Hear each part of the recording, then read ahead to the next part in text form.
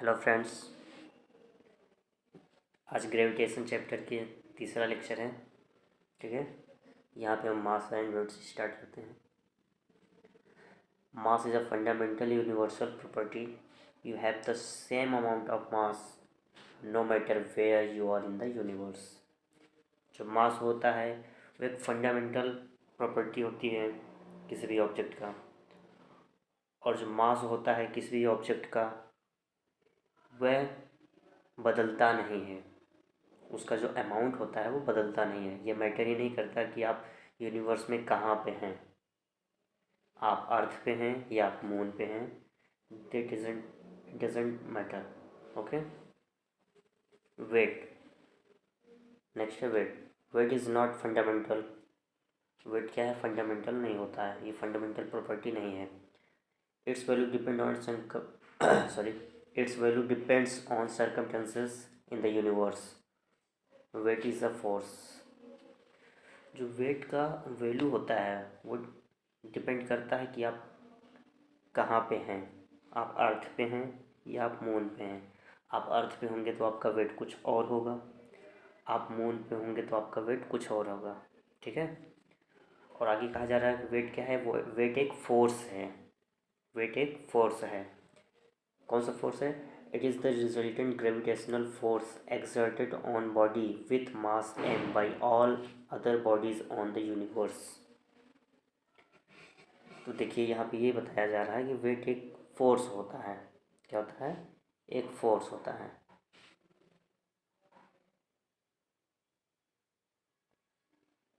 एक minute blank slide लेते तो आपको समझाते हैं।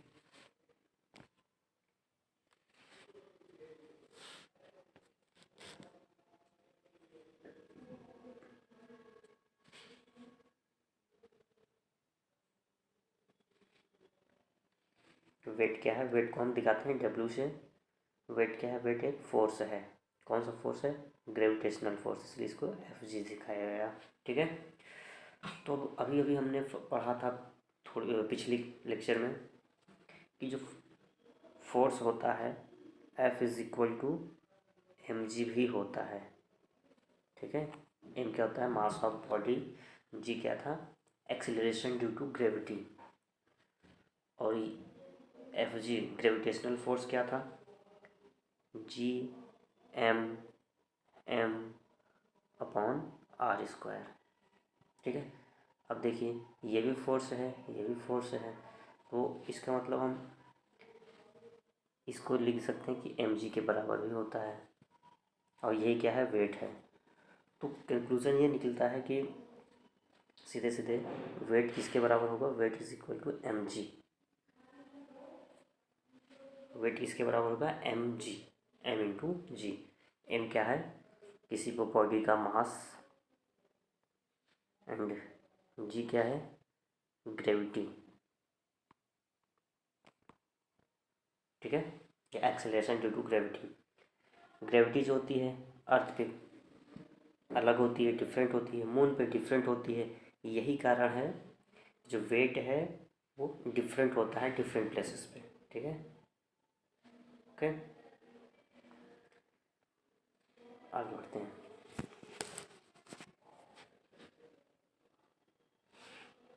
अब बात आती है thrust. Thrust and pressure. Thrust क्या होता है? Thrust is the force acting on an object perpendicular to the surface. Thrust क्या होता है? ये फोर्स होता है, एक तरीके से फोर्स होता है जो किसी भी सरफेस पे परपेंडिकुलर एक्ट करता है। मान लीजिए ये सरफेस है, इस पर परपेंडिकुलर एक्ट करता है, चाहे परपेंडिकुलर डाउनवर्ड या परपेंडिकुलर अपवर्ड। ठीक है। तो अगर आपसे पूछा जाए थ्रस्ट क्या होता है? A force acting on an object perpendicular to the surface. Pressure. Pressure is the force acting on unit area of surface. Pressure क्या होता है? Force per unit area. किसी भी सरफेस पर कितना फोर्स लगाया जा रहा है उसके एक यूनिट एरिया पर, ठीक है। ये देखिए, ये इसका हो गया formula, expression, pressure is equal to thrust upon area. अभी हमने आपको ऊपर बताया ही कि थ्रस्ट क्या होता है, एक फोर्स होता है जो परपेंडिकुलर डायरेक्शन में एक्ट करता है किसी सरफेस पे। तो ये आप याद रखिएगा। SI unit of thrust, sorry यहाँ पे थ्रस्ट नहीं प्रेशर होगा, ये प्रेशर है, थ्रस्ट नहीं है, मिसप्रिंट हो गया। एसआई यूनिट ऑफ प्रेशर क्या होगा, न्यूटन पर मीटर स्क्वायर, न्यूटन पर मीटर स्क्वायर। इसको ऐसे भी लिख सकते हैं, इसको ऐसे भी लिख सकते हैं। अब देखिए इसकी यूनिट आई कैसे, थ्रस्ट क्या है, फोर्स है, फोर्स की यूनिट क्या होती है, न्यूटन। एरिया क्या है, लेंथ, लेंथ इनटू लेंथ होता है। तो इसकी यूनिट क्या होती है, मीटर स्क्वायर। तो प्रेशर फोर्स अपॉन एरिया, इसकी यूनिट क्या हो गई, न्यूटन पर मीटर स्क्वायर, ठीक है। ऐसे भी आप फाइंड कर सकते हैं।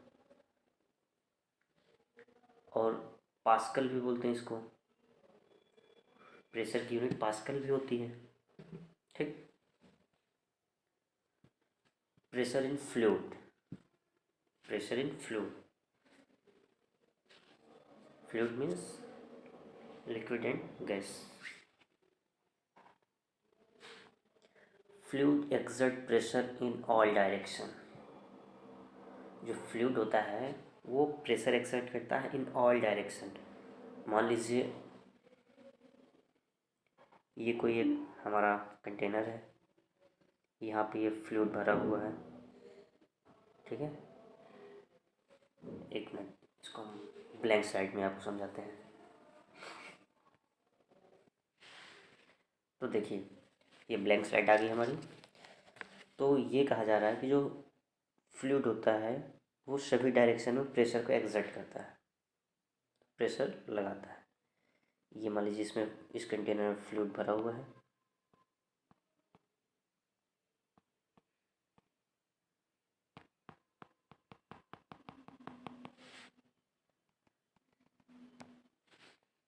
ये इस कंटेनर में फ्लूइड भरा हुआ है, ठीक है। अब ये जो फ्लूइड है ये सभी दिशाओं में प्रेशर एक्सर्ट कर रहा है, इधर भी कर रहा है, इधर भी कर रहा है, इधर भी कर रहा है, इधर भी कर रहा है, इस डायरेक्शन, ठीक है। और कितना कर रहा है, जितना इस डायरेक्शन में कर रहा है, देखिए जितना इस डायरेक्शन में कर रहा है उतना ही इस डायरेक्शन में भी कर रहा है, और उतना ही इस डायरेक्शन में भी कर रहा है। कहने का मतलब यह है, यहाँ पे दो चीज़ आप देखिए कि जो फ्लूइड प्रेशर है, फ्लूइड जो होता है सभी डायरेक्शन में प्रेशर एक्सर्ट करता है, पी जो है एक्सर्ट करता है, लगाता है सभी डायरेक्शन में, ऑल डायरेक्शन में, ठीक है। और दूसरा क्या है कि इक्वल अमाउंट में लगाता है, इक्वल, जो प्रेशर एक्सर्ट हो रहा है वो इक्वल ट्रांसमिट हो रहा है, जितना इधर जा रहा है उतना भी इधर ये होगा, उतना इधर भी होगा, इतना इधर भी होगा, इधर भी उतना ही जाएगा, उतना प्रेशर इधर भी जाएगा, ठीक है। तो ये था, ठीक है। देखिए यहाँ पे दिया हुआ है, fluid exert pressure in all direction, fluid exert pressure in all direction, pressure exerted on fluids is transmitted equally in all directions, ठीक। और पीछे हमारा एक टॉपिक छूट गया, उसको कवर कर लेते हैं। ये weight of the object on moon, किसी भी वस्तु का जो वेट होता है मून पे कितना होता है, ठीक है। मास on the mass of the moon is less than the mass of earth. यह कहा जा रहा है कि जो मून का मास होता है वो अर्थ के मास से कम होता है। So moon exert lesser force on the object than earth. ये कहा जा रहा है कि जो मून होगा वो कम फोर्स को एक्सर्ट करेगा किसके अनुसार, किसकी तुलना में, अर्थ की तुलना में। ठीक है, जितना फोर्स अर्थ लगाता है उससे कम मून लगाएगा किसी भी ऑब्जेक्ट पर। दूसरा पॉइंट है the weight of an object on the moon is 1/6, ये इंपॉर्टेंट है, 1/6 of its weight on earth. मान लीजिए किसी का वेट अगर अर्थ पे 50 kg है, ठीक है, 50 kg है, तो उसका वेट जो है, सॉरी, किसी का वेट अगर 50 है, 50, तो उसका जो वेट होगा मून पे कितना होगा, 1/6, कितना होगा, 1/6, 1/6। तो इसको हम ये करते हैं, इंटू कर लेंगे, तो ये कितना हो जाएगा, 50 को 6 से डिवाइड करेंगे तो जितना आएगा उतना न्यूटन होगा। मान लीजिए मेरा वेट 60 न्यूटन है, मून पे मैं जाऊंगा तो इसका 1/6 हो जाएगा, मैं 60 इंटू 1/6, ये हो जाएगा 10 हुआ। अब यहाँ पे 10 हो गया, इसका इसी इसी कारण जब मून पे हम जाते हैं तो वहाँ पे हम क्या करते हैं, हवा में उड़ते रहते हैं, है ना, क्योंकि हमारा जो वेट होता है वहाँ पे कम हो जाता है। ठीक है, next point, weight of an object on the earth is the force with which the earth attracts object, and weight of an object on the moon is the force with which the moon attracts the object। वही same point, तो आपको समझ में आ गया होगा। जो पहले तो मून और अर्थ के मास में डिफरेंस है, ठीक है, जिस वजह से जो अर्थ फोर्स लगाता है किसी भी ऑब्जेक्ट पे, उससे कम फोर्स लगाता है मून किसी भी ऑब्जेक्ट पर। और किसी भी बॉडी या किसी भी ऑब्जेक्ट का जो वेट होगा मून पे 1/6 हो जाएगा, उसका 1/6 भाग हो जाएगा। ठीक है, तो ये था weight of the object on moon. आगे बढ़ते हैं, थ्रस्ट प्रेशर हो गया, प्रेशर फ्लूइड हो गया, बॉयंसी। अब ये बॉयंसी क्या है, when an object is immersed in a fluid, it experiences an upward force called buoyant force. This property is called buoyancy or upthrust। देखिए यहाँ पे ये बताया जा रहा है,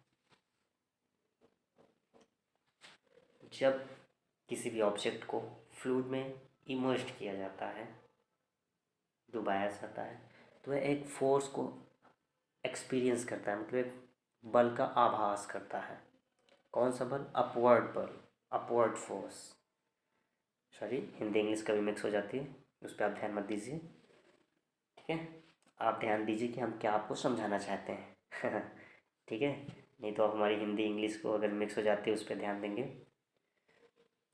तो फिर गड़बड़ हो जाएगी। मुझे उतनी हिंदी नहीं आती है, लेकिन थोड़ा बहुत कभी कभी बोल दिया करता हूँ कि आपको समझ में आ जाए। ठीक है, तो हम क्या कह रहे थे, हाँ, कि जब भी हम किसी भी बॉडी को या किसी भी ऑब्जेक्ट को फ्लूइड में इमर्स करवाते हैं तो एक फोर्स का एक्सपीरियंस करता है। कैसा फोर्स, अपवर्ड फोर्स, जिसको हम क्या कहते हैं, बॉयंट फोर्स। वही अपवर्ड फोर्स को ही हम बॉयंट फोर्स कहते हैं। जैसे कि यहाँ पे देखिए इमेज आपको दिख रही होगी कि इसमें देखिए फ्लूइड भरा हुआ है, उसमें हम एक ऑब्जेक्ट को इमर्स करवाया। ठीक है, तो ऊपर से ग्रेविटी लग रही है, नीचे से बॉयंट फोर्स लग रहा है। ये जो नीचे से फोर्स को एक्सपीरियंस कर रहा है वो, इसी को कहते हैं बॉयंट फोर्स। ठीक है, इसी फोर्स को कहते हैं बॉयंट फोर्स। और यह प्रॉपर्टी, यह गुण क्या कहलाता है, बॉयंसी। क्या कहलाता है, बॉयंसी। भूलिएगा नहीं ना, confuse होइएगा।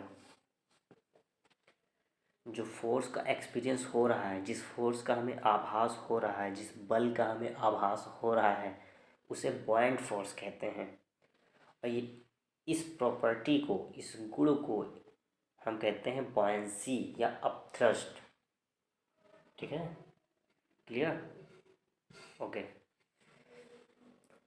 Why objects float or sink when placed on the surface of water? किसी भी ऑब्जेक्ट को जब वाटर के सरफेस पे रखते हैं तो या तो फ्लोट होता है या सिंक करता है। क्यों? कहने का मतलब या तो वो डूब जाता है या फिर वो तैरने लगता है। ऐसा क्यों होता है?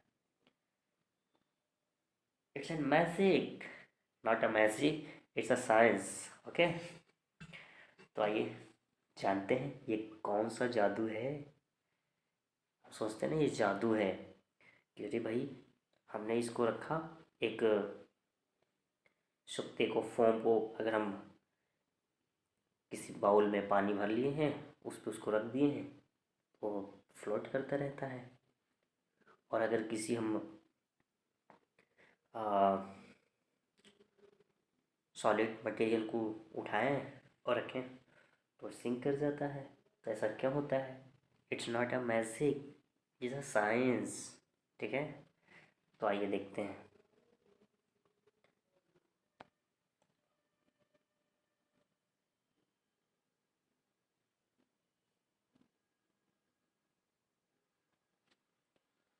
Take some water in a beaker.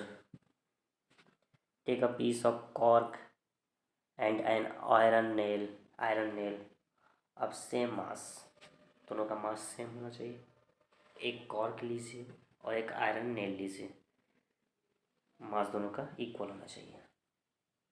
Place them on water, उनको वाटर पे रख दीजिए। The cork float and the nail sink, cork जो है तैरने लगेगा और नेल जो है सिंक कर जाएगा। ठीक है, वही जो अभी आपको हमने बताया। If the density of object is less than the density of liquid it will float on liquid. यह बताया जा रहा है कि अगर ऑब्जेक्ट की डेंसिटी कम होगी लिक्विड के डेंसिटी से तो वो फ्लोट करेगा। if the density of an object is more than the density of liquid it will sink in the liquid, वो लिक्विड में सिंक कर जाएगा। कब? जब उस ऑब्जेक्ट की जो डेंसिटी होगी वो ज़्यादा होगी लिक्विड की डेंसिटी से। ठीक है, देखिए ये एग्जांपल आपको दिखाते हैं हम। ये तो देखिए बॉयंसी वाला था जो भी आपने पहले पढ़ा। वो एग्जांपल शायद हमने नहीं लिया है, कोई बात नहीं। देखिए हम आपको ऐसे बताते हैं ब्लैंक स्लाइड पे। मान लीजिए एक कंटेनर हमने ये लिया और एक ये लिया, दोनों में हमने वाटर फिल कर दिया है। ठीक है, यहाँ पे हम अगर कॉर्क को रखेंगे तो वो फ्लोट करेगा। फ्लोट करेगा मतलब थोड़ा सा डूबा रहेगा, बाकी ऊपर तैरता रहेगा। और अगर यहाँ पे आयरन नेल रख देंगे हम, मान लीजिए ये आयरन नेल है, यहाँ पे जैसे ही रखेंगे तो कहाँ क्या कर जाएगी? सिंक कर जाएगी। ये मान लीजिए यहाँ पे आ जाएगी, ये सिंक कर जाएगी। आयरन नेल को जैसे ही हम वाटर के सरफेस पे रखेंगे वो सिंक कर जाएगी। और जो कॉर्क होगा वो फ्लोट करेगा। ऐसा क्यों होता है? क्योंकि यहाँ पे जो है आयरन का जो डेंसिटी है वो ज़्यादा होगा इससे, लिक्विड की डेंसिटी से। और यहाँ पे जो कॉर्क है इसका डेंसिटी कम है लिक्विड की डेंसिटी से, तो इसी वजह से ये यहाँ पे फ्लोट कर रहा है और ये यहाँ पे सिंक कर गया है। ओके, तो ये था हमारा एग्जाम्पल। ठीक, अब आइए आगे बात करते हैं Archimedes principal. Archimedes principal, Archimedes सिद्धांत हिंदी में कहते हैं। यह वह प्रिंसिपल है, वह सिद्धांत है जिस पे कि जो होती हैं सबमरीन्स या फिर शिप्स होती हैं ओशियंस में, आराम से चलती रहती हैं, ठीक है ना। उसी का सब एप्लीकेशन है। तो देखिए, बात करते हैं आर्किमिडीज अंकल ने क्या कहा है।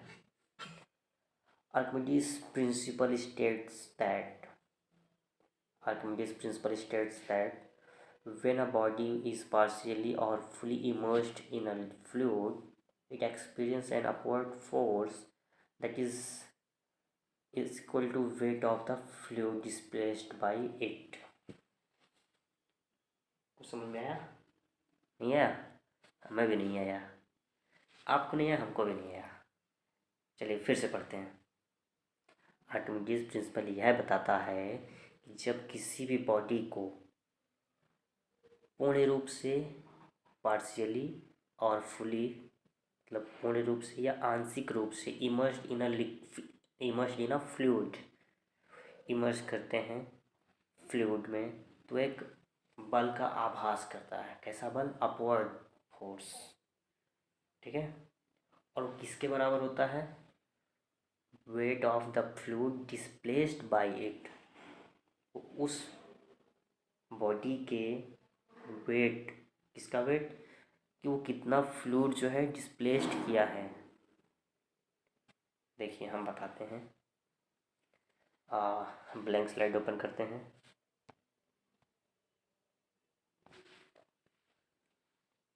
ठीक है, सो मान लीजिए ये था हमारा कंटेनर, मान लीजिए ये हमारी नदी है।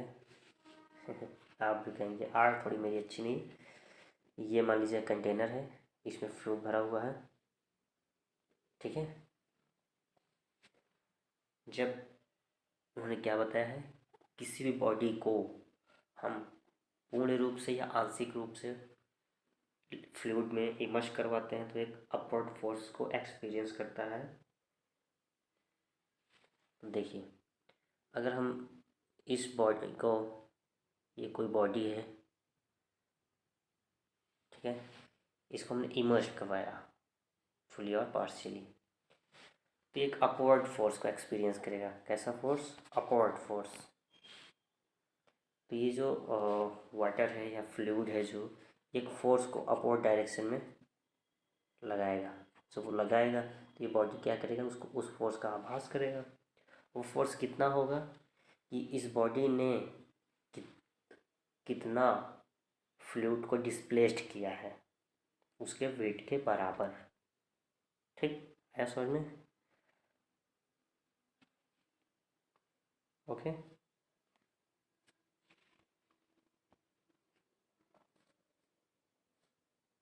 देखिए यहाँ पे समझाया जा रहा है आपको।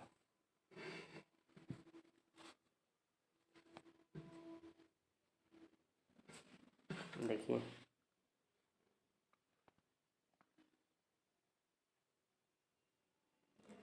इसमें देखिए एक स्टोन बांध लिया जाता है जो 0.67 न्यूटन का उसका वेट होता है।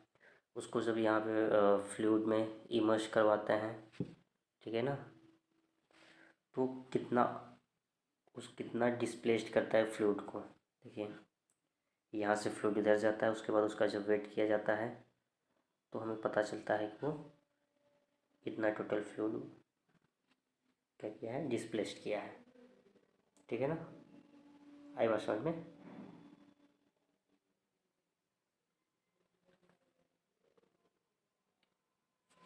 आइए आगे बढ़ते हैं। ये वही एग्जांपल है कि कोई भी बॉडी कब सिंक कर जाएगा, कब फ्लो करेगा, ठीक है ना।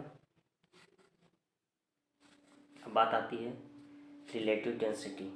It is the last topic of this chapter. The relative density of substance is the ratio of density of substance to the density of water. Its ratio similar quantities and has no unit. अब बात देखिए, ये बताया जा रहा है कि जो रिलेटिव डेंसिटी होता है, रिलेटिव डेंसिटी जो होती है किसी भी सब्सटेंस का, क्या होता है, रेशियो होता है। किसका किसका ratio, ratio of density of substance, उस सब्सटेंस का डेंसिटी कितना है और वाटर का डेंसिटी कितना है, इसका इसका जब रेशियो लेंगे तो उसी को कहते हैं रिलेटिव डेंसिटी। फिर आगे कहा जाता है हैज़ नो यूनिट, इसके पास कोई यूनिट नहीं होता। क्यों, क्योंकि क्वांटिटी सेम है, ये भी डेंसिटी है, ये भी डेंसिटी है, इसका भी यूनिट सेम है, वही है जो इसका यूनिट है, तो क्या हो जाएगा, दोनों कैंसिल हो जाएगा। इसी वजह से इसकी कोई भी यूनिट नहीं होती है। ठीक है, तो आई होप आपको यह लेक्चर अच्छा लगा होगा, और अगर आप कोई डाउट्स हैं तो आप कमेंट बॉक्स में ज़रूर बताएं। अगर आपको लगता है कि कोई टॉपिक रह गया है तो आप उसको भी कमेंट बॉक्स में बताएं, जिस वजह से हम आपको एक अलग से वीडियो बना करके उस टॉपिक के बारे में बता देंगे। ठीक है, तो फिर मिलते हैं अगली क्लास में, तब तक के लिए जय हिंद, जय भारत,